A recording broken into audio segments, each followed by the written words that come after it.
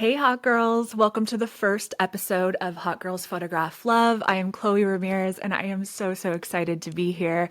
I have been wanting to start this podcast for a long time. And the thing you need to know about me is I tend to jump in head first with starting a business, with learning Flash, with having kids, everything. I'm just like, okay, yes, I want to do this. I'm going to start it tomorrow. Well, I knew things were a little different for this podcast when I started delaying the launch. In my head, I was like, this is going to come out February 2025. It's going to be great. And then I hired a graphic designer and I started scripting out certain things and I started making a lineup and I needed to push the date out. And I noticed I'm treating this project a little differently. And it's not that I don't care about my other projects, it's that I deeply care about this industry and I deeply care about women and how we show up in this world and the boxes everyone tries to put us in. So this felt like such a sounding board and I wanted to do it right because I want to represent creative women correctly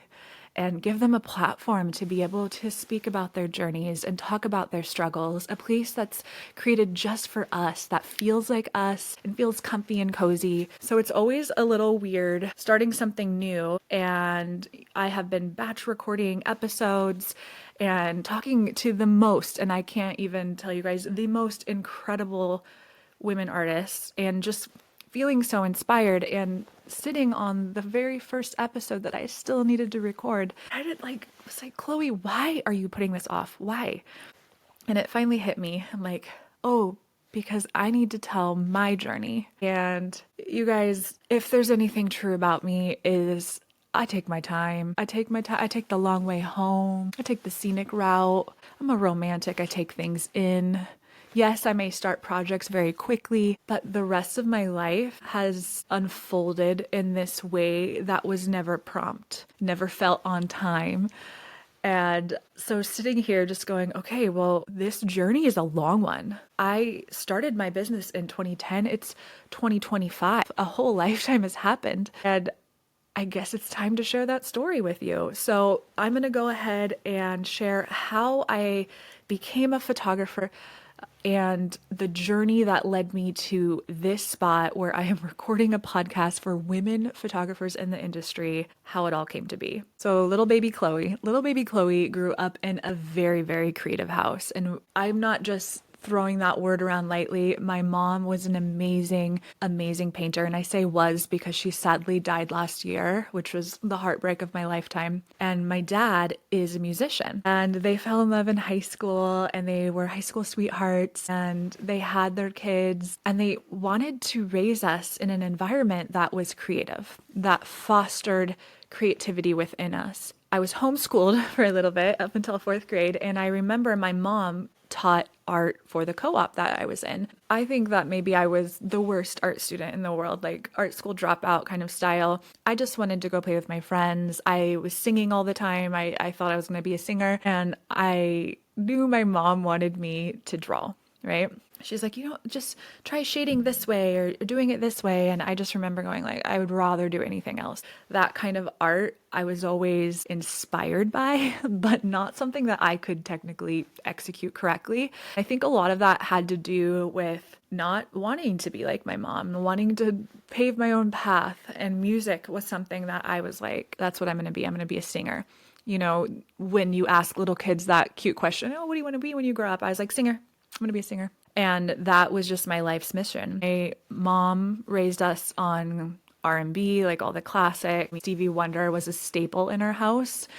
And my dad raised us on like classic rock. I knew that I wanted to do this mix of like jazz vocals and rock and roll.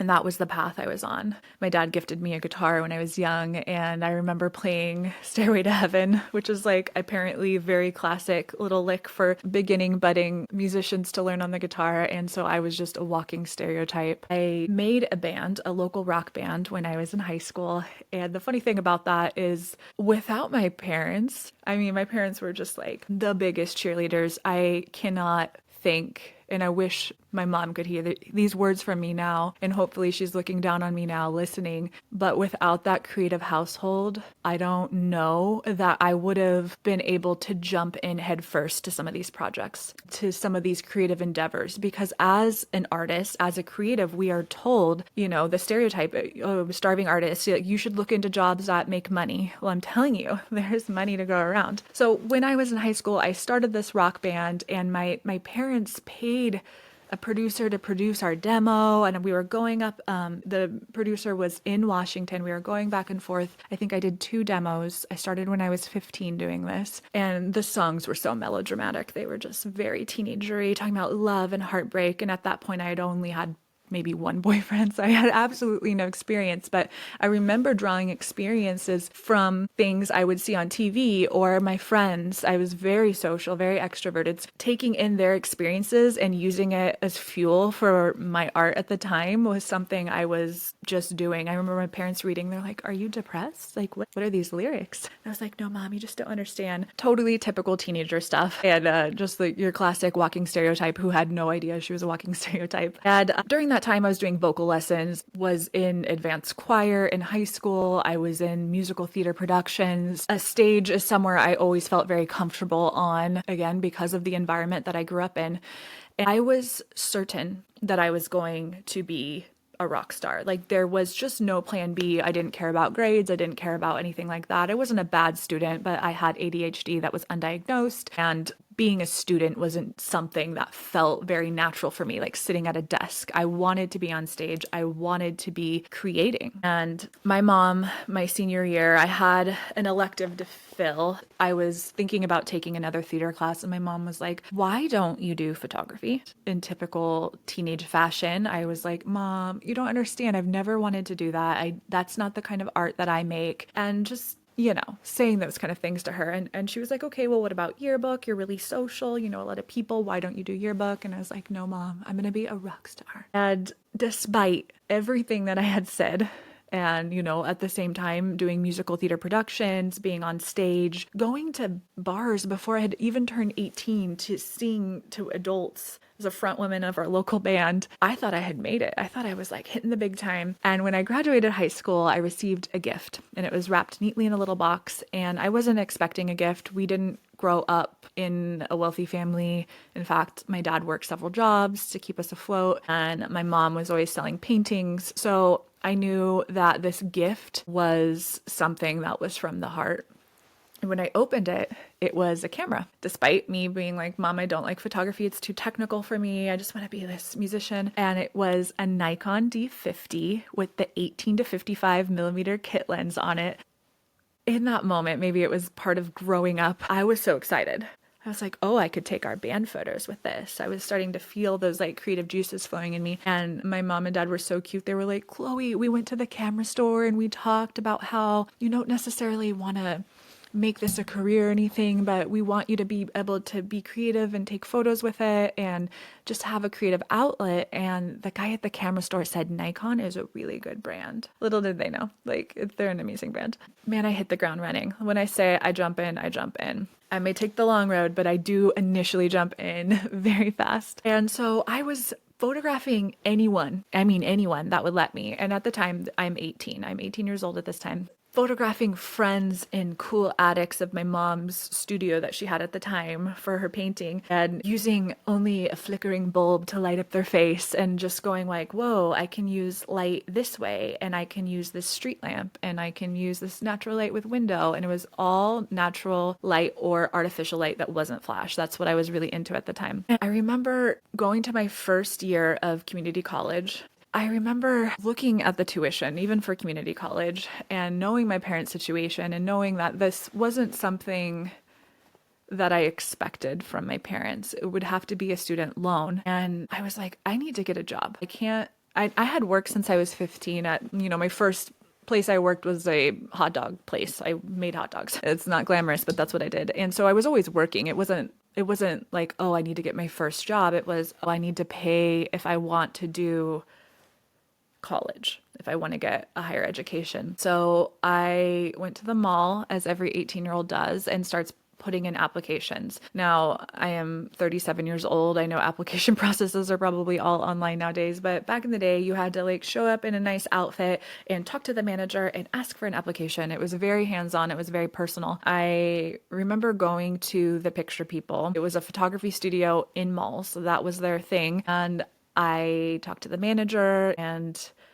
I got the job like right on the spot. They were like, "You're good with people. This is great." And I remember telling them I don't have a lot of photography experience, but what I do have is customer service experience and not a shy bone in my body. So I will be good for this role. They're like, "It's fine. We tape over the settings anyways. So all you have to do is be able to pose the kids and we show you how to pose." Perfect. Great. Let's go. Well, the thing I found is because I'm a people person, I don't like to rush, but there was a 10 to 15 minute window on each session. And when I say that studio was booked, it was booked. People were coming in all the time. They were walking in, they were setting appointments, and you would go do your shoot in this 10-15 minute window, knock out all the poses, and then you would go back, pull them very lightly, throw them into the sales thing, come back and sell the photos that you just took. I was selling huge packages. And what I found is it's not hard to sell people on their love, right? It's not a hard thing to sell. I started getting numbers. My manager at the time, we found out that she had some personal stuff going on. I ended up being a very temporary manager at that point. I remember the day that I peeled back those tape to change the settings and to play with the light. And I just felt like this place was so good for me working with people, but not how I wanted to operate. So then one of the girls that worked there asked she's like, "I'm a wedding photographer. I've been shooting for a long time. Would you want a second shoot?" I said, "Sure, why not? I need the extra money." I needed the extra money, but funny story is I dropped out of college. I was like, I'm going to make money. I'm going to be a photographer. End of story. The band fell apart. It wasn't working. I was ready for a different story for myself. I was ready to press forward.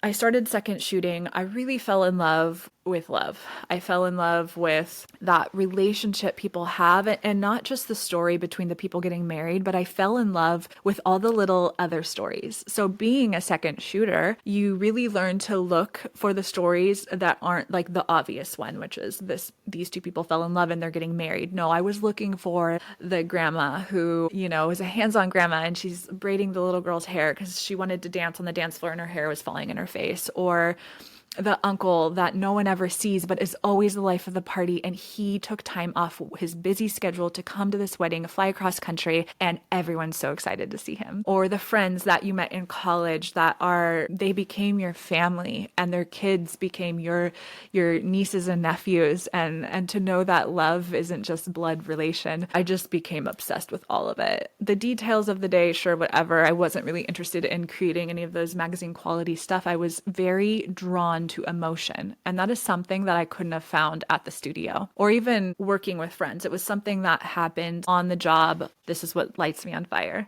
During this time, I got another job. I was working so many jobs. When I say I'm scrappy, I am scrappy. I will just go for it. So I got a job as a school photographer. The ones where they come in, they photograph the whole high school, and you're only supposed to have that child in front of your camera for 2 seconds. It's assembly line photography, and man, did I get efficient at it. At this time, decided, as many young adults do, that I needed a fresh start somewhere. I needed to be in a different location. I wanted to see the world. I was so adventurous. My ideal scenario would have been to move to New York. Did I have the funds for this working 3 jobs? Absolutely not. I was terrible with my money. I had no idea what I was doing with it. I decided to pack up my Chrysler Imperial 1990, like just boat of a car with everything I owned. And I drove up to Washington. I had family up there, my aunt and uncle, who I absolutely love and still consider like my other mom and dad, and my cousin there, who I've always considered like a sister.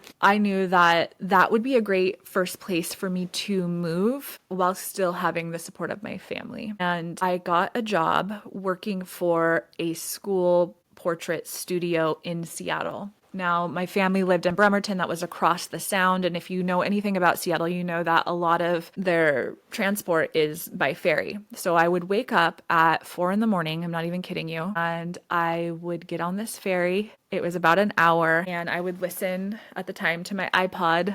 And I would write little notes about different shoots that I wanted to do, different ideas that I wanted to do. And I would get off and I would walk 20 blocks to this photography studio, and then I would proceed to pack up all our equipment for the shoot wherever we had to travel for to photograph this school. And I did that for about 6 months. And in that 6 months, I felt like I was really getting to know myself. I was discovering who I was, just me, without the art, without anything, just how I like to operate. And I really enjoyed getting to know myself during that time. And I look back at those 6 months as a very sweet time in my life. I'm so grateful for that time. There was so much time when I was alone with my thoughts, listening to music and dreaming up what I wanted to be and how I wanted to move through this world. And I'll never forget the day that I found out I was pregnant with my first daughter, Ella. And I'll try not to get emotional here, but Ella wasn't planned. I was only 20 years old when I got pregnant.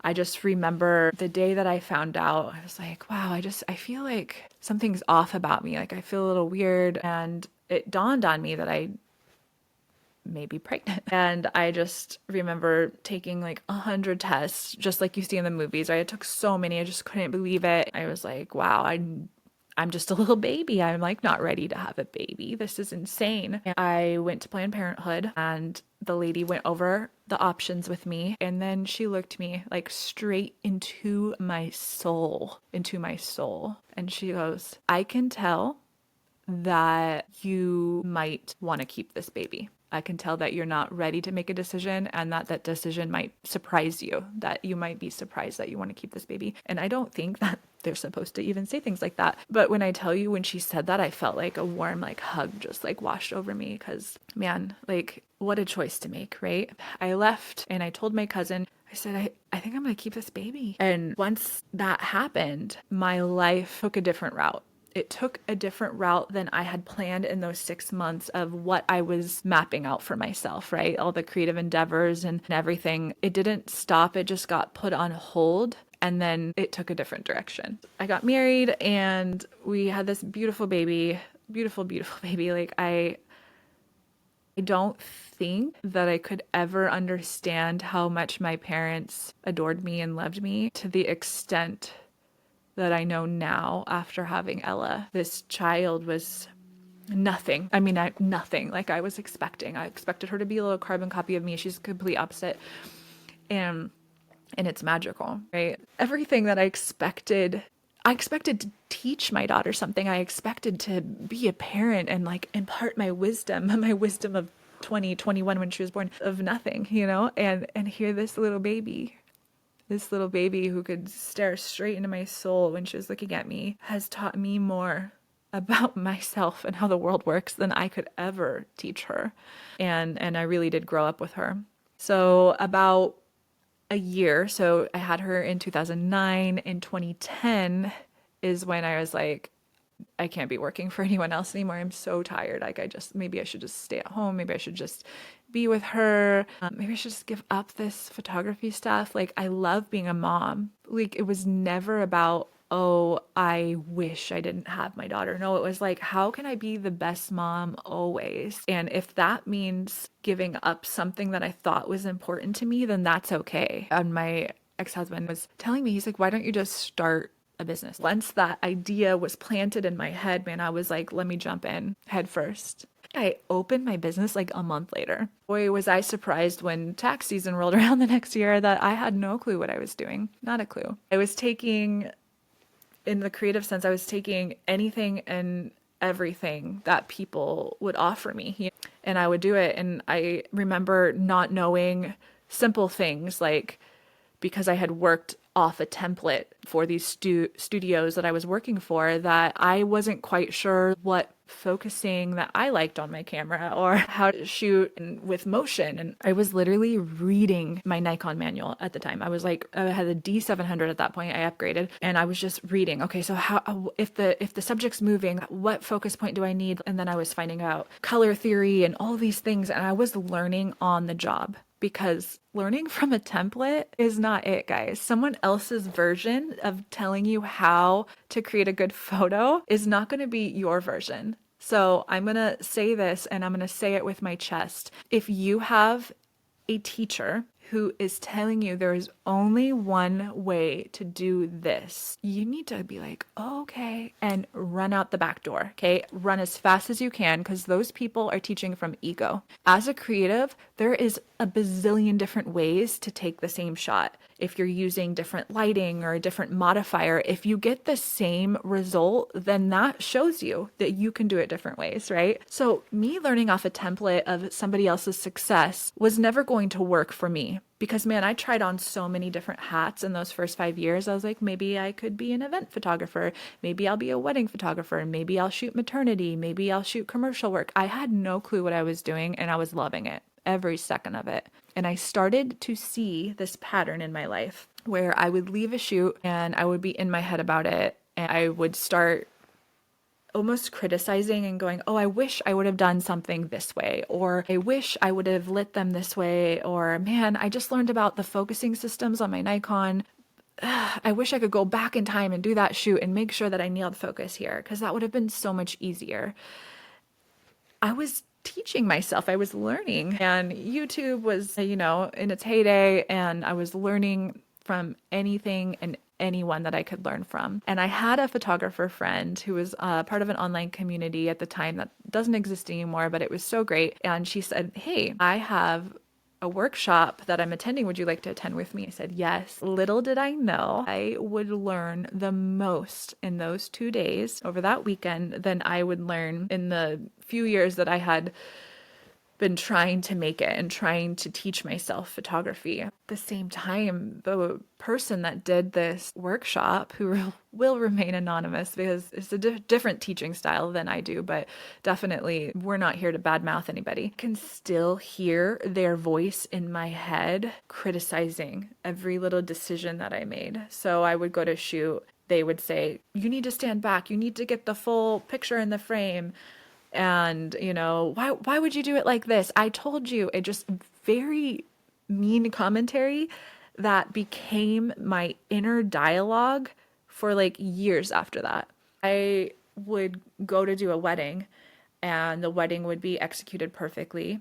And technically, I mean, not like, oh, I'm so great. It's just that I was technically taking the kind of images that I had always dreamed of taking. And the expense was that little voice in my head started off as their voice. And then after a while, I couldn't tell the difference of the mean voice in my head being mine or this person's. At some point, it started shifting and I became the mean voice in my head. And my work started to suffer because of it. Yes, when you looked at it, it was so beautiful. The lighting was great. And there was this sterile kind of feeling to it. And I couldn't understand why that was happening or what I was doing wrong, because I was technically doing everything right. I put in the template. I figured it out. I cracked the code. I made sure that everything looked perfect. At the same time as I was doing this professional work, I was photographing my kids. I had another daughter, Lola, who's lovely. And I was photographing them, reading in front of a fire together, and their heads were chopped off. And it was just the glow of the fire hitting their faces. And I wasn't critical of those photos. I felt warm inside, and not just because they were reading by the fire. I felt warm inside because these were my best creation that I had ever made. Any art did not compare to what I had done with these beautiful babies. I wanted to show myself the love that I felt for them, and I wanted to show them the love that I felt for them. And I hope, looking back now as they're teenagers, seeing those photos, they can just, like a love letter to them. It was a love letter to them. I think that's the best way to describe that. I didn't have that mean voice in my head when I was photographing my kids. I noticed that the the missing piece, the sterile aspect of the technically good photo was missing heart. It was missing love. It was missing me being in love with my subjects. And we moved back to California during this time. I'd lived in Washington for so long. I had just given birth to my third daughter, Lane, who is the little dreamboat. Love her. I remember thinking, I could just quit. I could just quit. It's really hard to move a business from one location in another state to a new state. I could just quit and photograph my kids. And so I did. I gave it all up for love. And that lasted, I would say, 6 months to a year. Timeline unclear. I kept my camera out on my counter anytime like something ordinary was happening, like maybe the kids were playing outside or riding their bikes or playing dress up. Or I have this great photo of my oldest has a wand in her hand, and my little Lane, my little baby, she was sitting on the ground like chewing on grass because, you know, kids do the weirdest things and whatever. Nothing is picture perfect. And my oldest daughter was like taking the magical wand and just gracing her head with it, you know, like giving her a magical wish. And I remember thinking like, this is super weird and I love it. And nothing about it was technically perfect. I chopped off my daughter's head, you know, with the composition, and all you see is her feet. And it just felt so real to me. And it just felt like those days when you're a stay-at-home mom, is there 100 hours in the day, or is it moving at the speed of light? Because I couldn't decide. There was days when I just wished I had a job I could clock in and clock out of and just have time where I was riding on a ferry for an hour at 5 a.m. to, you know, go to work and just be alone with my thoughts. But during that time, those days are so long, and I blinked and now I'm here and the kids are teenagers. So I don't look back at that time as anything but pure magic. Anything but a sacred time that I got to have with my kids that not every mom gets. I am very, very aware of that privilege of that time, and that time cultivated, fine-tuned my voice as an artist, and figuring out that love was the missing piece. I tell people now, after, 15 years in business, that my niche, I photograph love, and love looks different for different people. And there's different family dynamics, and there's different people in love, and I just want to photograph the intangible and make that tangible for you, because I see the value that I gave myself and my kids with that. All this to say, started back up and I was taking weddings. I was working for my best friend, Bree Thurston at the time. I was second shooting again. I started teaching, and teaching how to photograph something that's not tangible is a lot harder than it sounds. And it is my life's work, my life's calling. I love to teach people this subject. And I remember the first time I was teaching, I was still struggling. I was still struggling booking. Like, moving your market completely from one state to another is not for the faint of heart. I had my first talk was at Clickaway, and I believe it was in 2014. And at that time, like I said, jumped in head first, no clue, no research, nothing. I was just like, I'm going to teach this class, and I'm going to teach about love and how to photograph it. And we had birth photos in there. I was photographing people's births. I was photographing, the niche was love, but the niche was big because of that. Weddings, different, sessions with families, and talking about my process and how I got there. And I was so, so nervous. And when I showed up into my classroom, there was 12 people there. And I was like, okay, this is a little tiny group. I love this, And I got up there and I'm showing my slides and I'm nervous and I'm stumbling over my words and I'm not sure of myself and I'm not sure like what mask to put on up there. And then I just remember thinking, like, I get to make the rules. I get to show up how I want to show up. And if that's not authentic, it's not for me. So I told everyone, I said, we're all spread out. This is a big room. Everyone come to the first 2 rows. And I want you to not have any space in between you. I want you guys to sit next to each other, because I can't teach about love if we're all so far apart and distant, right? Like, let's get into the weeds here. I had someone turn off all the lights and we kind of kumbaya'd it. We looked through photos, we talked about them, we shared stories, and I will never forget that first class, because having a platform to even talk to just 12 people who are interested is like such a privilege, and it was never, ever, ever lost on me. The second time I spoke for 150 people. And when I say I had to hold the mic up there, I was like, and then I asked the AV guy, I was like, can you put this on a thing? And then 10 minutes in, I was like finding my flow. It is just trial and error with me. So the growth there was like an extreme, platform switch, and I'm so grateful. That was at the Reset conference, was the second one. I went over my time slot, which is so embarrassing as a public speaker to say now after years of doing this. I went over by 20 minutes, and they were in the back going like this, like, wait, Chloe, stop. Like, it's great. Stop. Like, you need to stop. And I just remember thinking, like, I have so much to share. I want to share so much more. And realizing that, wow, I love teaching, not because I have so much wisdom to impart. It's because I like seeing that light bulb moment go off for people, or saying, I took the long way home every single time in life and learned the hard way.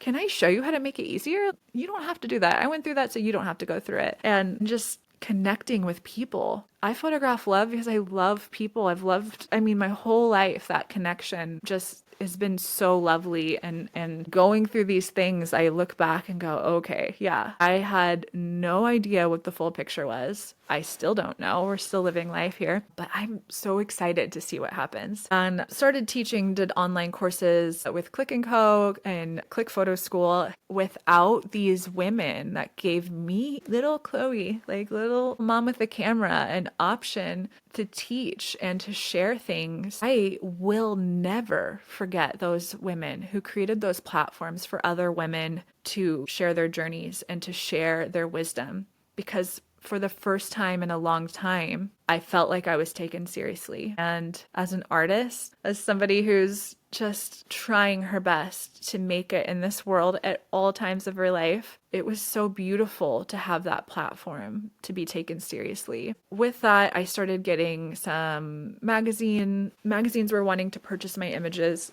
Popular Photography was one of them. I believe Rangefinder was the other. Popular Photography came out with a book. They wanted to use one of my images. I just could not believe it. I was just amazed. And even still, I just look back and go, my journey was because other women helped lift me up. I'm sitting here now hoping that I can do the same for all the women photographers out there who are just starting out and not knowing their purpose, or, looking up those YouTube videos and going like, okay, I really wish I could shoot like this person, or I really, started off with this niche, but now I want to go this direction.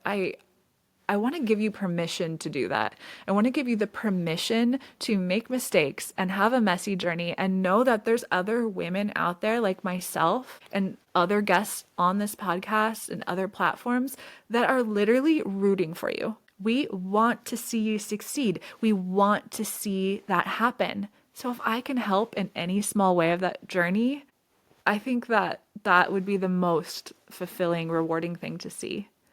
And creating this podcast, I want it to feel like we're creating a community that knows that women come in all different forms, right? Some of us are moms and had kids when they were babies, like myself. And then there's moms who just started off in their 40s, or maybe you don't want kids at all. Like, yes. Or women who have known their careers their whole life, this is their purpose, and then they're like, whoop, I'm going to do a hard left and get into the arts. I want to know you. I want to hear those conversations. I want to show people how beautiful it is to be a woman, and how we don't belong in these little boxes. We don't need to explain ourselves or make ourselves small to fit in whatever narrative that was created for women, because we're just people with different stories and different journeys. And this is for the artist who feels like maybe that journey changes all the time, and that there's space for that and it's encouraged. When I say this platform is really, really important to me, to give this space for women, to have a space like I was given, to be able to explore and create and share and educate, that feels so special to me. It feels like without the women that came before me, I might not be the woman I am today. That journey home would have been so much longer. So at present day, I got a divorce, and we had a shelf life. That's okay. We created the most wonderful, beautiful children together, and I would never regret that. I was a single mom for a while, and I don't think that I can share the artist journey of myself without explaining that part, even though deeply personal. I found myself, with 50-50 custody, I found myself all of a sudden in an apartment downtown. It was almost like I had gone back to that space when I was 20 years old, writing that fairy, that beautiful time when it was just me alone with my thoughts. And I didn't quite know what to do with myself, but there was this creativity during that time that was so beautiful, and this crazy, scary feeling inside me that it was just me. Like, without me, these kids don't eat. I have got to make this work. I have spent my life creating this photography career with hardly any side jobs at all that was not photography related. I have painted myself into a corner, and I cannot fail. I cannot fail because these beautiful girls who call me mom are looking at me, and it's just me. It's just me now. And there's something to be said for those years when I was a single mom. There's just this energy. It's just, you're scrappy, right? Like, I got to pick these kids up from school on my week. I got to get them to a shoot. I got to get a good babysitter going. I got to make sure there's food in the kitchen for the babysitter to make. And I got to come home and I got to kiss their little heads because they're already asleep. It just made me cherish so much more. There's a time that I remember came home from a wedding, and it sticks out into my head because I just remember feeling so tired and so aligned with my purpose. I was photographing love. I was putting food on the table. I was making more money at the time. I was charging more for my work, and I crawled into bed. I was so tired. I was being very quiet because the babysitter had already put the kids to bed, and I laid my head on the pillow, and I just hear Lola, my daughter, my middle one, yelling for me, "Mom, I need you. I need you." My gut reaction, because let's be real here, motherhood is magical and wonderful, but it is also extremely exhausting. And I walked into the room. I laid in bed and I was like rubbing my daughter's hair. And I said, why do you need me? Like, what's going on? Do you have a bad dream? And she's like, I just need you right now. I want to feel your arms. So I was like, that's it. That's all she needed. She just needed my presence. That's what I could give her in that moment. Those guilty feelings started popping up, like, okay, well, if I didn't get a divorce and I was, not working so much, they would have me more and have access to me more. But that's not what she was saying. She just said in that moment, she really wanted mom and she just wanted to feel my presence. I remember thinking, okay, Chloe, that's what I can give my kids. I can give them that time. So it was during those years that I was single that I really learned there has to be an off switch with work and creativity, because when you do a job that is your creative passion, right, the lines blur. All of a sudden you're staying up until 1 a.m. to edit a gallery that's due. Then you have to wake up in the morning with said baby and then take your other ones to school, and you're exhausted, and it just kind of sets you in this weird rhythm that you can't get out of. It was during that time that I was like, okay, Chloe, you need to have some extremely firm boundaries so that you can have some sort of sense of balance. And I'm here to tell you that balance does not exist, but boundaries do. And boundaries are there to protect your creative energy and to protect yourself as a human and to protect your family. Well, I had a hard time with the off switch prior to that. And that moment stuck out to me because I was like, I can be 100% here for her right now, and I can't always be 100% here for her. So this is a small way that I can have a boundary and go, I'm not going to work till 1 a.m. tonight because I have time away from my kids as a single mom. I can have a little office hours. And even now I am remarried. My husband is incredible. He has 2 kids. We are literally the Brady Bunch. We have 5 kids. They're all older. Our youngest, Lane, my daughter, is going to turn 10 this year. And we have still such a busy life. So if there's anyone out there that has a newborn and like a toddler and a school age kid, I'm here to tell you it does get easier, but it gets harder in a different way. As an artist, I have working hours now. They go to school. That's great. But after school, man, it's like cheer, it's flag football, it's all the things, and being a present parent, my workday has to end at 3. It's got to end at 3 because I have to have a boundary and some sort of way to continue to be successful with my work without compromising who I am as a human. And for me, compromising would be not giving my kids that space and access to myself, and not giving myself, just me, without photography, without art, without any of that, just to exist and be in a space where I can think to be on that ferry going to work and having that hour where I'm just dreaming up things and listening to music and planning out my life and not worried about how I'm going to monetize this or just existing to exist. My husband's been really great for me for that as a, workaholic, former single mom who felt like she had to do everything.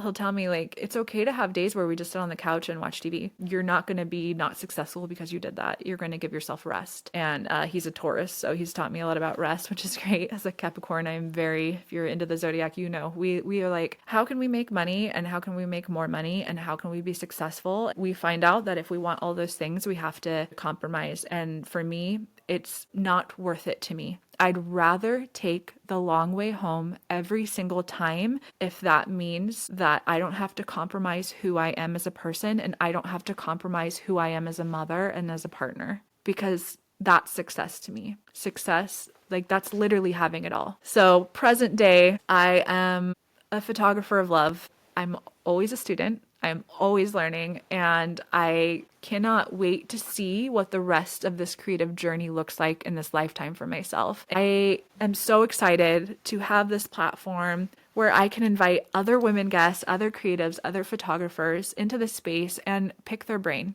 I am a deeply curious person. I want to know all about you. It's like almost like, you get invited to a slumber party when you're a little kid and you know your friend there, but you don't know all the friends that they go to school with. You're nervous and you're like, Mom, I may call you and I may need to be picked up. But then you never call because you're having the time of your life and you found out, whoa, these are my people. And yeah, we don't go to school together, but of course my friend knows all these amazing people. Well, I kind of feel that way as a podcast host. I get to interview these incredible people that I don't know. Maybe they're my best friend that I've known forever, but I've never asked them these kind of questions. This is such an exciting space to be in, and I literally owe everything to women. I can't sit here on this mic and skim over that part. This is not about me. This is about the community of women that have been by my side, cheering me on. And man, if I could be that for you, that would be just an honor of a lifetime. So closing out, I could go on and on. I could tell you about all the amazing things I've had the opportunity to do in the last 5 years, but that's not what this is about. This is about you. This is about your journey. This is about our collective woman experience here and what it means to be a woman in this creative field. I hope that no one ever puts you in a box and that you tune in next week. Every Tuesday, I will be here on the mic talking or interviewing other people. And I want to close out and say, Hot Girls Photograph Love is a silly name, right? But hot is not about your physical appearance. Hot is a state of mind. And what that means to me is showing up as a woman, being a girl's girl, helping support other women, and being unapologetically creative and just going with your gut and going for it. I'm Chloe Ramirez. Thank you so much. This is Hot Girls Photograph Love.